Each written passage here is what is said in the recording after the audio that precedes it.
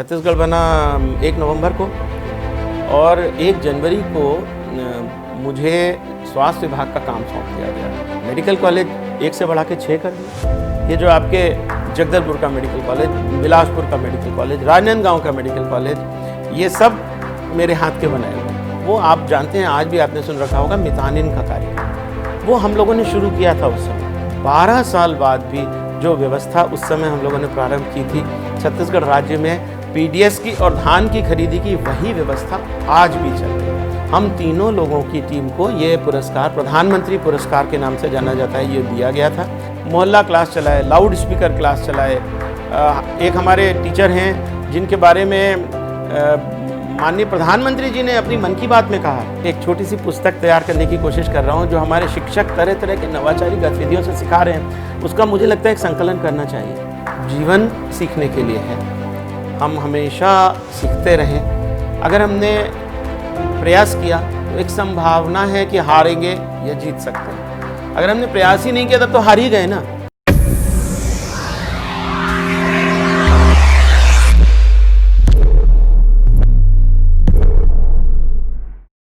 नमस्कार, शख्सियत में एक बार फिर से हाजिर हैं।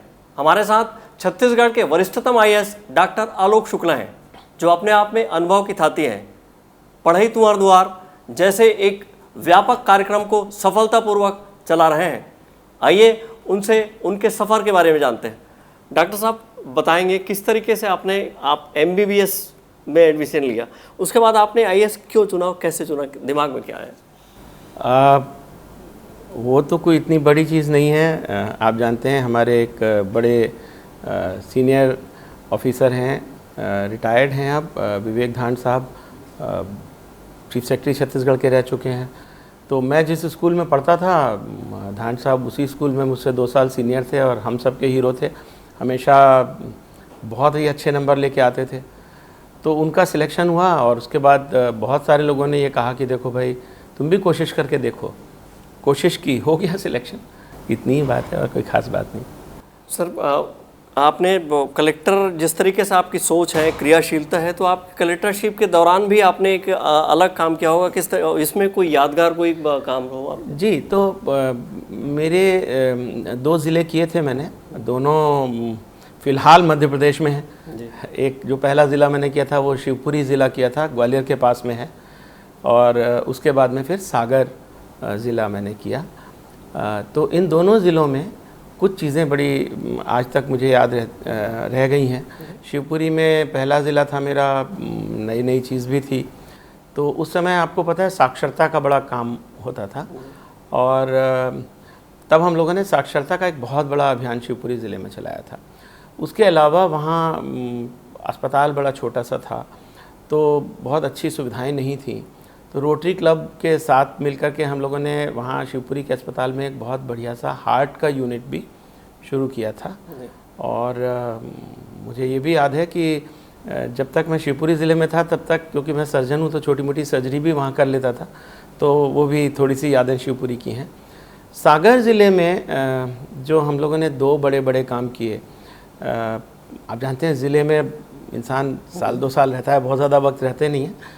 तो उस थोड़े से समय में एक तो सागर में पानी की बड़ी प्रॉब्लम है। नाम है सागर, लेकिन पीने का पानी नहीं मिलता। गर्मी के मौसम में बहुत मुश्किल होती है। वहाँ पर एक नदी है जहाँ से पानी आता है, और आपको जान के हंसी आएगी कि उस नदी का नाम ही है बेबस नदी है।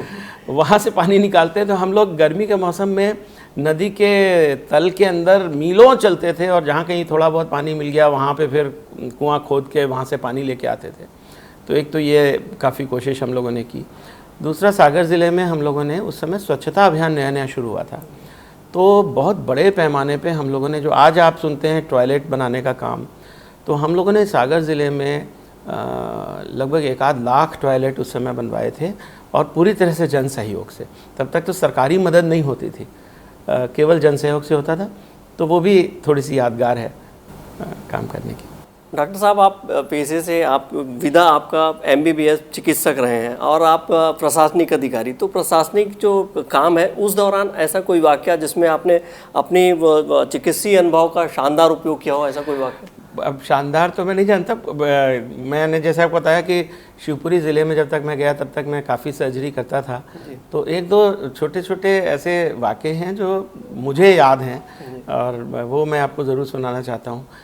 मैं एसडीएम था, आज का अलीराजपुर ज़िला है मध्य प्रदेश का, उस समय झाबुआ ज़िले का एक सब डिवीज़न हुआ करता था और छोटी सी जगह थी, ब्लॉक हेडक्वार्टर था, वहाँ पे एक छोटा सा प्राइमरी हेल्थ सेंटर जैसी जगह थी। लेकिन क्योंकि भीलों का इलाका है तो वहाँ पे वो तीर वगैरह बहुत चलाते थे। तो एक डॉक्टर फयाज़ हुसैन थे, अब तो रिटायर हो गए होंगे, वो वहाँ पे सर्जन थे, उनके साथ में मैं सर्जरी करता था। एक ऐसा वाक़या आया कि एक कोई सर्जन थे, उनके पिताजी थे, उनके पैरों में बड़ी तकलीफ़ थी और उसको हम लोग सर्जरी की भाषा में कहते हैं कि एक सिंपैथेटिक नर्व होती है, सिंपैथेक्टमी का ऑपरेशन होता है, वो ऑपरेशन उनका करने की ज़रूरत थी। वो ऑपरेशन मैंने किया वहाँ पर और उसके बाद में फिर वो बड़े आसानी से चलने फिरने लगे। अब क्या हुआ कि उस समय वहाँ नर्मदा बचाओ आंदोलन बहुत ज़्यादा चल रहा था और जो एक्टिविस्ट थे वो वहाँ पे सिंचाई विभाग को सर्वे नहीं करने देते थे। तो डिविजनल कमिश्नर इंदौर थे विजय सिंह साहब, जो बाद में भारत के डिफेंस सेक्रेटरी बन के रिटायर हुए। उन्होंने हुक्म दिया कि नहीं, सर्वे कराने के लिए एसडीएम और एसडीओ पुलिस साथ में जाएंगे, पुलिस लेके जाएंगे, सर्वे कराएंगे। तो हम लोग नर्मदा के किनारे करीब 20-25 किलोमीटर पैदल चल के वहाँ पे पहुँचे और वहाँ हम लोगों ने सर्वे शुरू किया। तो वहाँ पे वो एक्टिविस्ट सारे के सारे इकट्ठे हो गए और हम लोगों पर पत्थर फेंकना शुरू कर दिया। तो उधर से वो पत्थर फेंक रहे थे, इधर से हम लोग अपना बचाव कर रहे थे और साथ में इरिगेशन डिपार्टमेंट वाले सर्वे कर रहे थे। उस माहौल में अचानक यह हुआ कि एक व्यक्ति एक ट्रे में चाय लेकर के आया।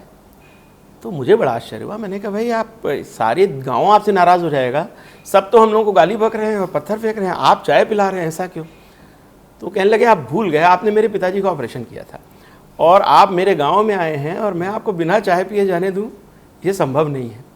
तो ये अपने आप में एक ऐसा अनुभव हुआ कि नहीं, देखिए लोग जो हैं वो महसूस करते हैं कि आपने कुछ अच्छा काम किया। ऐसे ही शिवपुरी ज़िले में एक मुझे वाक़या याद है। मैं वहाँ कलेक्टर था। एक आदिवासी युवक था, उसको किसी ने कुल्हाड़ी से मारा और उसके सर की हड्डी अंदर को दब गई थी, तो वो बेहोश था और शिवपुरी के अस्पताल में गया। वहाँ पे एक जनरल सर्जन थे, उनको थोड़ा सा ऐसा लगा कि ये ऑपरेशन थोड़ा कठिन है तो मैं नहीं करूँगा, तो उन्होंने उसको ग्वालियर रेफ़र कर दिया। तो उस बच्चे की माँ आई मेरे पास, मैं बैठा था अपने ऑफिस में, कहने लगी कि वो सर वो ग्वालियर भेज रहे हैं। मैंने कहा चलो मैं रेड क्रॉस की गाड़ी से आपको ग्वालियर भिजवा देता हूँ। तो कहने लगी नहीं, मैं तो ग्वालियर लेके जा नहीं पाऊँगी और आप भले गाड़ी से भेज देंगे, भले सरकारी अस्पताल में इलाज कराएंगे, पर वहाँ पे हमारा रहना खाना पीना बहुत सारी दिक्कत है, हम तो यहीं इलाज कराएंगे, जो हो सो हो। तो मेरा काम ख़त्म हुआ, मैं जिला चिकित्सालय गया, वहाँ पे जो सर्जन थे उनसे मैंने कहा साहब कर दो आप ऑपरेशन। उन्होंने थोड़ी चुभती सी बात कह दी, कहने लगे इतना मुश्किल ऑपरेशन है, अगर ऐसा ही है तो आप कर दो। तो वो थोड़ा मन को लग गई, तो मैंने कहा चलो करते हैं। तो वो ऑपरेशन मैंने करा तो वो काफ़ी सीरियस तो था। अगले दिन सुबह जब मैं फिर राउंड के लिए गया तो मैंने देखा कि वो अपने बिस्तर पे बैठा हुआ है और दूध भी पी रहा है, लेकिन बोल नहीं रहा। अब वो कुछ आप जैसे मित्र ऐसे भी होते हैं जो मौका निकालते हैं। तो अखबारों में खूब बड़ी बड़ी खबर छपी कि कलेक्टर ने ऑपरेशन किया और आदिवासी युवक के बोल बंद हो गए। तो मैंने कहा यार ये बड़ा मुश्किल है, क्या किया जाए। और उसको लेके बड़ा हंगामा हुआ।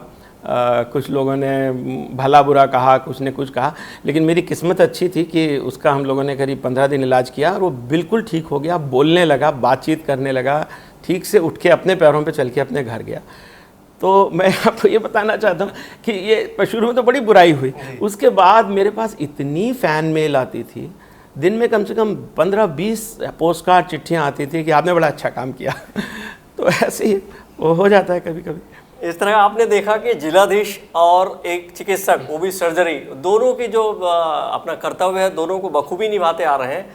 डॉक्टर साहब, आप मध्य प्रदेश के बाद छत्तीसगढ़ बना, शुरुआती दिनों में प्रशासनिक जो उसमें काम में बहुत ज़्यादा इंटरेस्ट की ज़रूरत थी, उस दौरान आपने किस तरीके से आपको अनुभव और कैसे आगे बढ़ा? जी, तो छत्तीसगढ़ बनने के तत्काल बाद लगभग 2 महीने के बाद ही छत्तीसगढ़ बना 1 नवंबर को जी। और 1 जनवरी को मुझे स्वास्थ्य विभाग का काम सौंप दिया गया और उस समय तक मैं सचिव स्तर पे नहीं पहुंचा था। तो मुझे विशेष सचिव बना के स्वास्थ्य का काम सौंपा गया और मेरे ऊपर कोई सचिव, प्रमुख सचिव नहीं थे, सीधे माननीय मंत्री जी को रिपोर्ट करनी होती थी। तो सरकार ने बहुत विश्वास भी किया और मुख्यमंत्री जी उस समय अजीत जोगी जी थे, उन्होंने भी बहुत विश्वास किया। और मुझे ये बताते हुए बहुत खुशी हो रही है कि हम लोगों ने शुरुआत के 2-2.5 साल में बहुत काम किया छत्तीसगढ़ में। अगर आप अवसर दें तो मैं बताऊं कि जब छत्तीसगढ़ बना था उस समय छत्तीसगढ़ में केवल 7 जिला चिकित्सालय थे। 7 ही जिले थे, 7 जिला चिकित्सालय थे। मेडिकल कॉलेज 1 था, डेंटल कॉलेज 1 भी नहीं था। हम लोगों ने प्रयास करके अपने समय में मेडिकल कॉलेज 1 से बढ़ा के 6 कर दिए। ये जो आपके जगदलपुर का मेडिकल कॉलेज, बिलासपुर का मेडिकल कॉलेज, राजनांदगांव का मेडिकल कॉलेज, ये सब मेरे हाथ के बनाए हुए हैं। रायपुर मेडिकल कॉलेज में जब छत्तीसगढ़ बना था तो सिवा एक्सरे के कोई दूसरी चीज़ नहीं थी।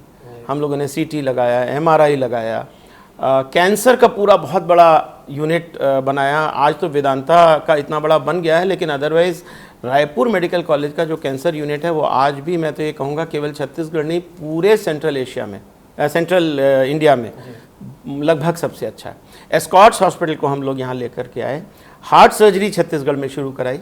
तो ये सब काम हम लोगों ने किए जो हेल्थ के इस चीज़ की तरफ है। दूसरी तरफ आप जानते हैं कि उस समय सरकार ने एक 3 वर्षीय मेडिकल कोर्स शुरू किया था, वो हम लोगों ने किया। हालांकि बाद में उसमें बहुत सारी लीगल प्रॉब्लम्स हुई और वो कोर्स अब बंद हो गया है, लेकिन मुझे ये बताते हुए आपको खुशी है कि उस कोर्स को करे हुए लगभग 700 बच्चे हैं जो आज भी छत्तीसगढ़ में सरकारी अस्पतालों में काम कर रहे हैं, जिनको आरएमए कहा जाता है। वो बच्चे सब आज भी मेरे संपर्क में हैं और बहुत अच्छा काम कर रहे हैं। मतलब मेरा तो ये कहना है, लीगल कॉम्प्लिकेशन अपनी जगह है, मगर वो बच्चे जिस प्रकार से छत्तीसगढ़ की स्वास्थ्य व्यवस्था को संभाले हुए हैं वो अपने आप में मैं समझता हूँ अनुकरणीय है। तीसरी बड़ी चीज़ जो हेल्थ में की मैंने मतलब हम सब साथियों ने मिलकर, वो आप जानते हैं, आज भी आपने सुन रखा होगा मितानिन का कार्यक्रम, वो हम लोगों ने शुरू किया था उस समय। और गांव-गांव में आज मितानिन है। जब हम लोगों ने शुरू किया था तो ये था कि जो मितानिन होंगी वो ज़रूरी नहीं है कि पढ़ी लिखी हों, लेकिन मुझे ये बताते हुए खुशी है कि आज बहुत सारी मितानिन पोस्ट ग्रेजुएट हैं, एमए पास हैं, बीए पास हैं। उनमें से बहुत सारी ने पंचायत के चुनाव लड़के कुछ सरपंच बन गई हैं, कुछ पंच बन गई, बहुत अच्छा काम कर रहे हैं।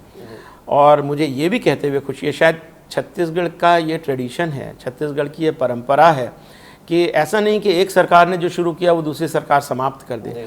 तो जब सरकार बदली तो हम लोगों को बड़ी मन में ये फीलिंग थी कि पता नहीं इतना अच्छा कार्यक्रम शुरू किया क्या होगा, पर अगली सरकार ने भी किया और अब जो वर्तमान सरकार है वो भी कर रही है और मितानिन का कार्यक्रम छत्तीसगढ़ में बहुत ही अच्छे ढंग से चल रहा है।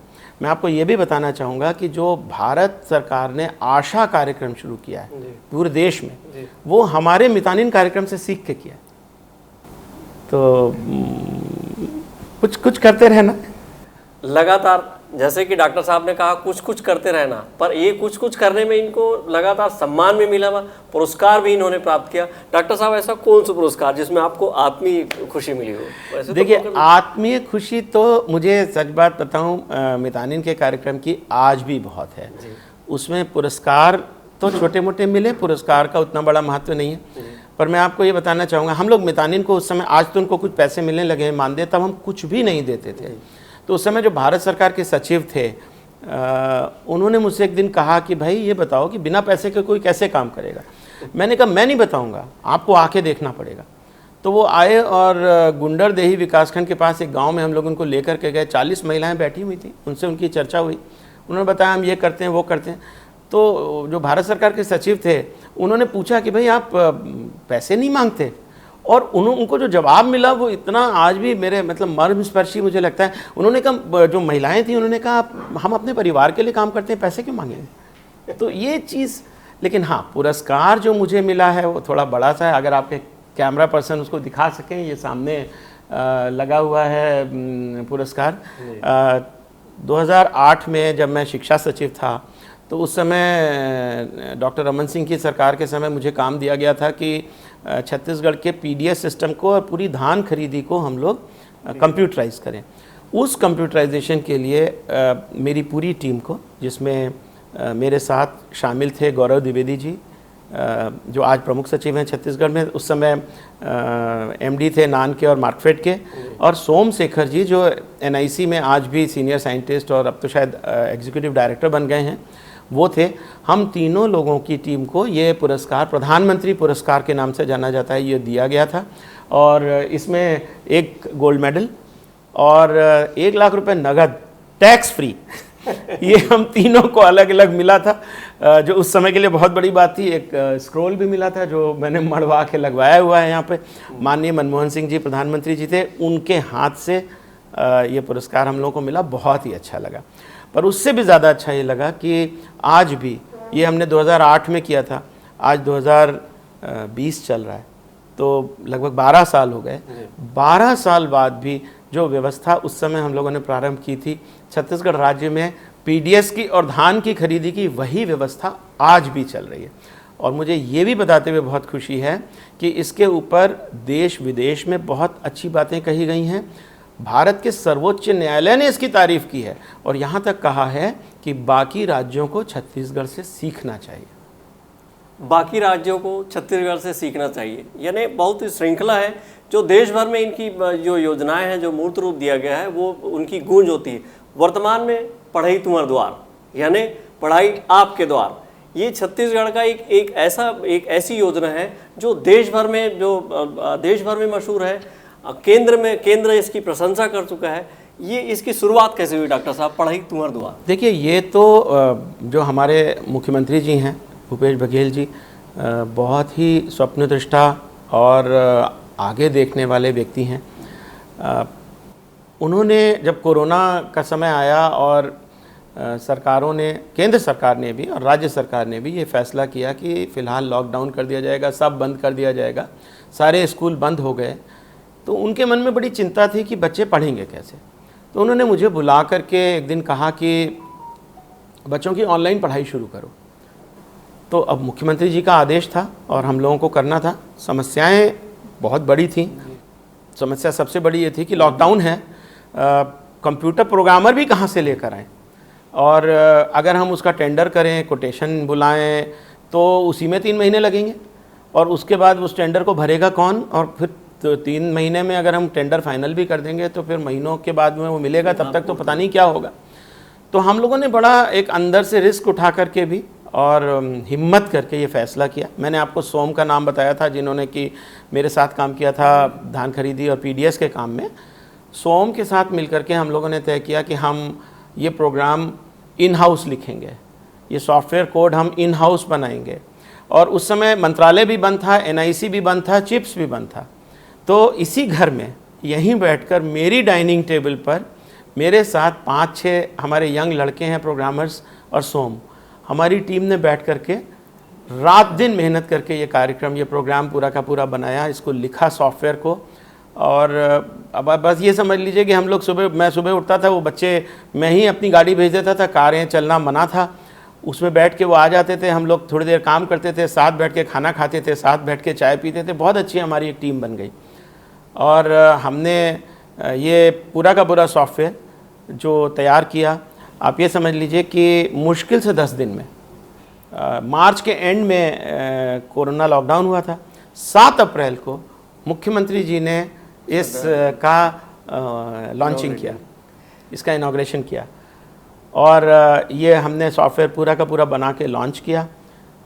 मुझे ये भी बताते हुए बड़ी खुशी है कि ये इतना सक्सेसफुल है, इसमें आज की तारीख में लगभग 24 लाख विद्यार्थी रजिस्टर्ड हैं, 2 लाख से ज़्यादा टीचर रजिस्टर्ड हैं, 44 लाख ऑनलाइन क्लासेस इस पे हो चुकी हैं, ढेरों पढ़ाई के वीडियो, सब चीज़ उसके ऊपर है और बहुत अच्छे ढंग से इसका उपयोग हो रहा है। तो वास्तव में बहुत ही अच्छे से चल रहा है। पर हाँ, आप शायद और कुछ पूछेंगे, पर मैं आपको इसके बारे में एक छोटी सी ऐसी कहानी बताना चाहूँगा जो थोड़ी सी दिल को चुभती भी है, लेकिन चलिए सब कुछ सीखता है इंसान, तो वो बताऊँगा आपको मैं बाद में, पर पहले आप और पूछ लें। आपको मालूम होना चाहिए छत्तीसगढ़ ज़्यादातर जंगल है, गांव है, नेटवर्क की समस्या है, उसके बावजूद पढ़ई तुअर दुआर, ये तो इलेक्ट्रॉनिक रूप से नेटवर्क के माध्यम से पढ़ाई इन्होंने की, उनमें भी एक नया आविष्कार इन्होंने किया, मोहल्ला क्लास, उसके बारे में बताएंगे। जी, तो बहुत सारे साथी हमारे मीडिया के और दूसरे भी ये लगातार कह रहे थे जब हमने इसको लॉन्च किया कि दूर के क्षेत्रों में नेटवर्क नहीं आता, बहुत सारे बच्चों के पास में या तो मोबाइल नहीं है तो फीचर फ़ोन है, स्मार्टफोन नहीं है, तो वो इसका उपयोग कैसे करेंगे। ये बात उठती रहती है। आज भी मुझे सुब्रत साहू जी हैं, मुख्यमंत्री जी के अपर मुख्य सचिव, उन्होंने एक भेजा, किसी अखबार में छपा है कि केवल 12% बच्चे ऑनलाइन का फ़ायदा उठा रहे हैं। मैंने उनको जवाब दिया कि 12% उठा रहे हैं तो मेरे दिल में बड़ी खुशी है। क्यों? कारण बता रहा हूँ आपको। छत्तीसगढ़ में स्कूल शिक्षा में 50 लाख बच्चे हैं, उसका 12% कितना हुआ? 50 लाख का 12% लगभग 6 लाख हुआ। अगर 6 लाख बच्चे पढ़ रहे हैं कोरोना के समय में भी, तो मैं समझता हूँ मेरे लिए बहुत बड़ी बात है, सफलता की बात है। पर बात सही है, बाकियों का क्या होगा? तो इसलिए हम लोगों ने ये तय किया कि हम ऑफलाइन तरीक़ों से बहुत काम करेंगे। मैंने जो कुछ काम हमारे शिक्षकों ने किया है वो पराकाष्ठा है उनकी लगन की, मेहनत की, और मैं तो हमेशा उनको बहुत ही सम्मान देता हूं और हृदय से उनको धन्यवाद करता हूं, नमस्कार करता हूं, नमन करता हूं। बहुत काम किया, मोहल्ला क्लास चलाए, लाउड स्पीकर क्लास चलाए। एक हमारे टीचर हैं जिनके बारे में माननीय प्रधानमंत्री जी ने अपनी मन की बात में कहा है, वो सुबह उठते हैं, अपनी मोटरसाइकिल लेकर के उसमें एक बोर्ड लगा करके चल पड़ते हैं और गांव-गांव जाके बच्चों को पढ़ाते हैं। एक हमारे टीचर हैं जिनके बारे में नीति आयोग ने भी कहा है और भी बहुत सारे नेशनल प्रेस में आया है, अशोक लोधी जी नाम है उनका, कोरिया के हैं, उनको सिनेमा वाले बाबू कहा जाता है। वो क्या करते हैं कि अब देखिए टेक्नोलॉजी छोटी सी कैसी यूज़ करते हैं। जो भी हमारा मटेरियल है उन्होंने अपने मोबाइल में डाउनलोड कर लिया।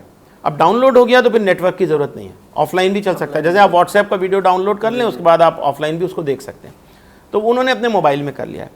अपनी मोटर बाइक पे वो अपना एक टीवी उसकी कैरियर पे बांध लेते हैं और उसको लेके वो गांव-गांव घूमते हैं।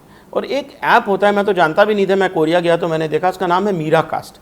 मीरा कास्ट ऐप क्या करती है कि जो मोबाइल स्क्रीन है उसको शेयर कर देती है टीवी पे जी। तो वो सारे वीडियो टीवी पे दिखाते हैं बच्चों को। बच्चों ने उनका नाम कर दिया है सिनेमा वाले बाबू। बहुत सारे टीचर हमारे मूर्तियां बना के सिखा रहे हैं, कलर्स करके सिखा रहे हैं, नृत्य गीत संगीत के माध्यम से सिखा रहे हैं, कहानी सुना के सिखा रहे हैं, कठपुतली से सिखा रहे हैं।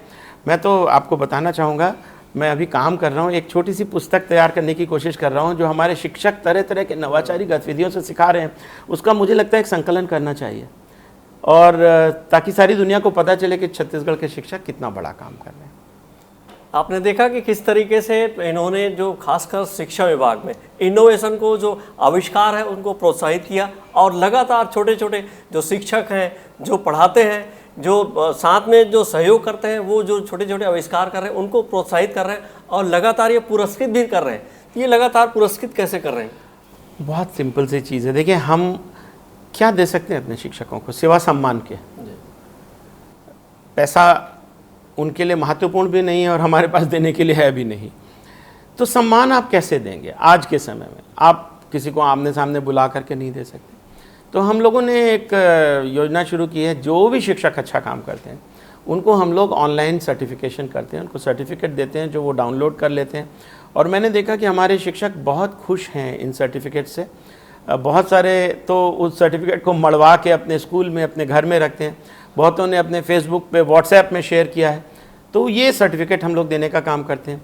और दूसरी चीज़ मुझे लगता है, न केवल मैं बल्कि हमारे माननीय मंत्री जी, माननीय मुख्यमंत्री जी और सभी लोग इस बात को हमेशा कहते हैं कि शिक्षा विभाग का मतलब है हमारे शिक्षक और हमारे बच्चे। वही इस विभाग को चलाते हैं और वही इस विभाग की प्रगति के लिए काम करते हैं।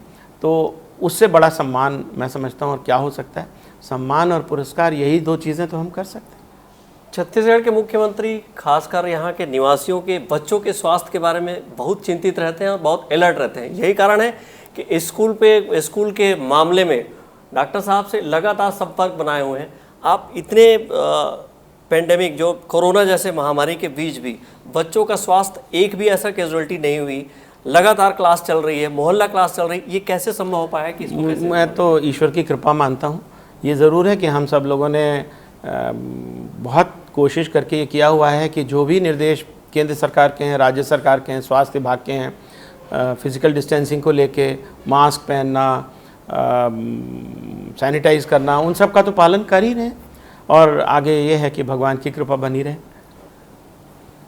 डॉक्टर साहब, आप बच्चों को, शिक्षकों को इस कोरोना काल में क्या संदेश देना चाहेंगे अभी? मैं बच्चों को तो यही कहूँगा कि जीवन सीखने के लिए है, हम हमेशा सीखते रहें। एक छोटी सी कथा है, भगत सिंह जी, शहीद भगत सिंह जी, जिस दिन सुबह उनको फांसी मिलने वाली थी तो रात को उनके जेलर ने उनसे पूछा कि आपकी आखिरी इच्छा क्या है, आप बताएं, क्या क्या चाहते हैं। उन्होंने कहा कि एक लेनिन की पुस्तक है जो मैं जीवन भर पढ़ना चाहता, तो मैंने नहीं पढ़ी है, मुझे ला के दीजिए, मैं रात को उस पुस्तक को पढ़ूंगा। जिस व्यक्ति को सुबह फांसी मिलने जा रही है वो रात में पुस्तक पढ़ने की इच्छा जाहिर करता है। ऐसा हमारा देश है। तो हमारे बच्चे पढ़ते लिखते रहें, आगे बढ़ते रहें, जीवन से सीखते रहें, यही मैं कहना चाहूँगा। और शिक्षकों के प्रति तो मेरा यही कहना है कि शिक्षक तो भगवान का स्वरूप है। गुरु गोविंद दो खड़े काके लागू पाए, शिक्षा और शिक्षक इनसे बड़ा कोई नहीं है। जो सेक्रीफाइसेस हमारे शिक्षकों ने की हैं वो हम सब के लिए मिसाल हैं। हम हमेशा उनका ही अनुपालन करेंगे और उनके पीछे चलेंगे। डॉक्टर साहब, सारे कंपटीशन से लेकर यूपीएससी तक आप टॉपर रहे हैं, युवाओं का संदेश? युवाओं से तो मैं इतना ही कहूँगा कि देखिए, सबसे बड़ी चीज़ यही है कि आपको हार नहीं मानना है। यदि आप प्रयास करते रहेंगे, आगे बढ़ते रहेंगे, तो आपको आगे बढ़ने से कोई नहीं रोक सकता। अगर हमने प्रयास किया तो एक संभावना है कि हारेंगे या जीत सकते हैं। अगर हमने प्रयास ही नहीं किया तब तो हार ही गए ना। तो इसलिए कोशिश करते रहिए, देश का नाम रोशन करना है, आपको बहुत आगे बढ़ना है। ये थे डॉक्टर आलोक शुक्ला, सर्वसंपन्न और सर्वगुण संपन्न। यानी आप देख रहे हैं कि सारी जो जिम्मेदारी है उसको बखूबी निभाते आ रहे हैं। आशा है इनकी शख्सियत से आपको कुछ ना कुछ सीखने ज़रूर मिलेगा। नमस्कार।